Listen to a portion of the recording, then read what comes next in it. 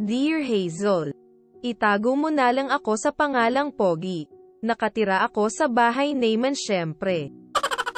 Pero eto legit na nakatira ako sa may Taytay, Rizal, and then nag-start ako magsugal this year lang nag-start to nung naengganyo ako gayahin ang mga napapanood ko sa FB like Bren Coco, 150 etc. Naengganyo ako maglaro dahil ang alam ko mas madali kumita ng pera dun kasi nga naimpluwensyahan ako ng mga content creators. Nung una nagto-top up lang ako ng 200 kasi ayun lang ang minimum and siguro ang 200 pesos ko na yun tumagal din siya ng mga 2 hours and ayun sa sobrang inip ko na kasi panalo-talo lang lagi yung nangyayari.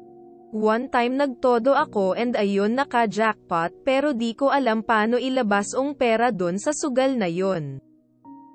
Kaya tinuloy-tuloy ko pa hanggang sa naubos na lang ang balance ko dun sa sugal na yun kasi masyado akong mainit maglaro. And then kada may pumapasok sa GCash ni Papa nagagastos ko na din. And then kaya lagi may pumapasok dun kasi siya ay driver ng Move It kaya minsan sa GCash niya lagi pumapasok ang pera na binabayad ng pasahero niya. Kaya kada uwi niya hinahanap niya kung saan napupunta ang pera na kinikita niya.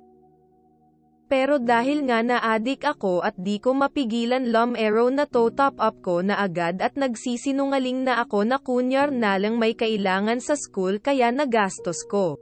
At ayon hanggang sa umabot na ng mahigit 2K na gastos ko dahil dun kasi minsan nananalo ako ng mga 5H at nagtitira ako dun sa site na nilalaroan ko para meron pa din ay panglaro. Pero pag natatalo tina-top up ko lang ulit and ayon hanggang sa umabot na nga ng mahigit 2K yung nasayang na dapat inipon ko na lang pangbili ng mga kailangan ko. And ang natutunan ko sa nangyari sa akin ay kontrolin ang sarili sa mga ganyang bagay dahil di mo napapansin unti-unti nang lumalala yung mental health dahil sa kakaisip sa paglalaro mo at sa pag-iisip kung paano mo mababawi ang mga natalo mong pera. Ayun lamang po and salamat. Gusto mo din bang i-share ang kwento mo? Mag-PM ka lang sa Facebook page na Kwento Mo kay Hazel. Salamat sa panonood. Hanggang sa susunod.